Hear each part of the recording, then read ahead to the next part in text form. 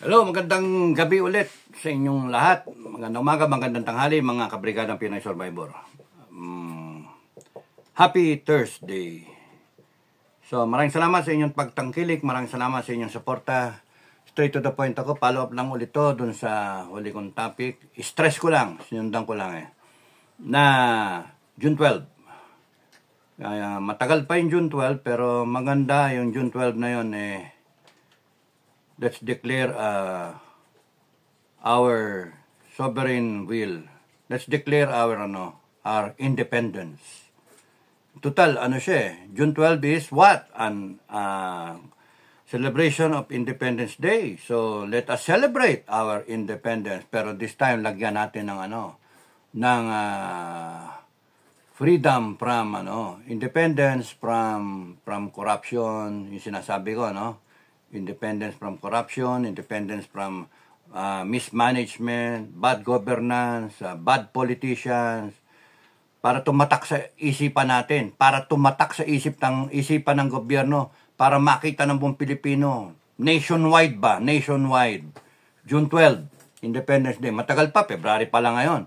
Pero we have time na pag-usapan yan. Kayo na mag-take charge. Sa akin yung idea lang, walang magmarcha papuntang Malacanang, walang magmarcha papuntang Congress, wala.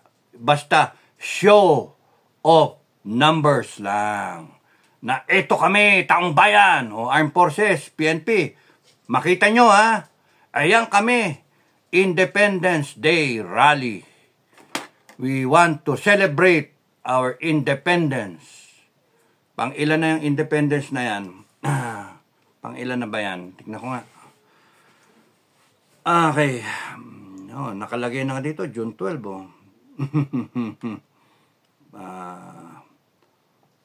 120 years ago. Okay. Okay, June 12, 1898. 1898. Okay. So, pang-ilan yun? Correct me if I'm wrong, Pang-ilan? So, 1898, 2024. Calculator.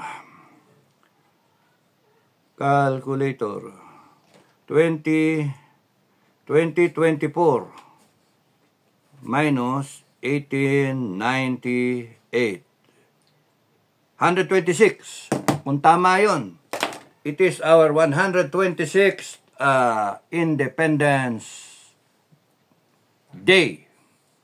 Parang para tayong yung sa sine, mga tayo, tinake-over tayo na alien. Parang hindi mga Pilipino yung namumuno walang pakialam sa Pilipino. Nangurakot, kaliwa kanan, nagpayaman, they want to remain in power, palitan pa yung konstitusyon natin, etc., etc., etc., etc. Ang dami nating reklamo. Pakita ninyo yung reklamo ninyo sa June 12. Pag-usapan natin. Suggest kayo sa ibaba. Comment kayo sa ibaba. Mga vlogger, pick upin ninyo at pag-usapan. Ano ba yan? June 12. Uy, malapit na to sa June 30 yun Pakita lang natin kung marami tayo na naiinis o pare-pares tayo na iniisip. June 12. Iba, siguro, pagpakita tayo ng pluglet sa ating Facebook profile picture o whatever. Pero yung maganda yung makita yung numero, makover yan ng mga vlogger na yan. Ang dami, ang dami. Nasa Luzon to Mindanao, lahat covered yan. And then, June 12, Independence celebration, interview pa. Hindi kami lumalabas kasi sabi ni Pinoy Survivor let's celebrate our June 12 na declare natin. We want to be free of tyranny. We want to be free of oppression. Free of corruption. Free of Baguhin na natin to. Ayusin natin ang Pilipinas. Kayang-kaya natin ayusin ang Pilipinas. In our lifetime. Gusto kong makita ng Armed Forces tsaka ng PNP. Makita ng buong gobyerno, ng buong Pilipinas, pati na sa abroad, makita. June 12. We are declaring na ayaw na namin ng ganito.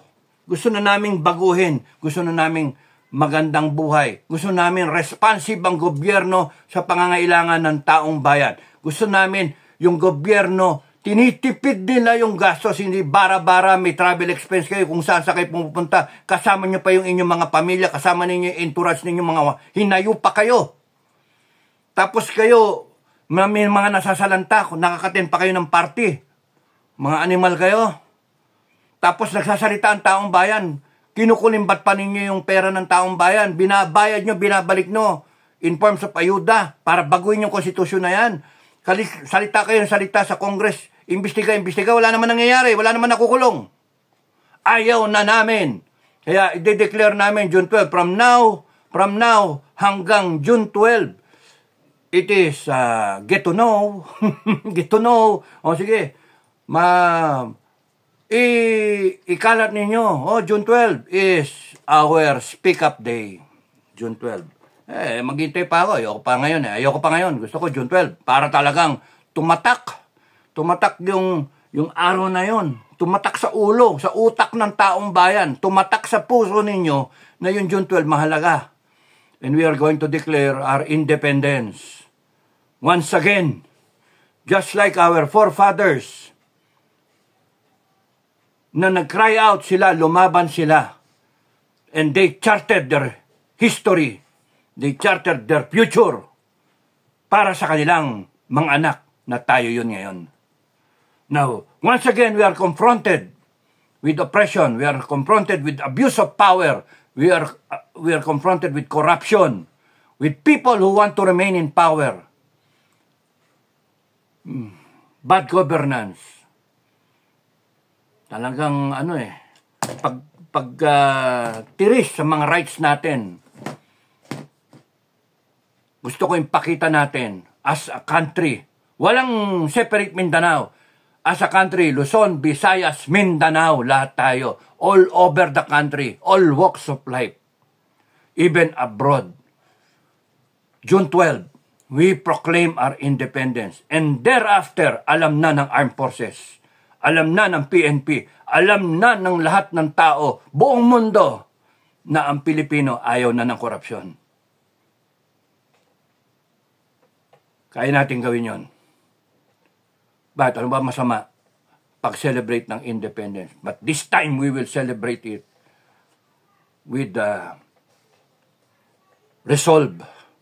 Diba? With resolve na ayaw na natin talaga.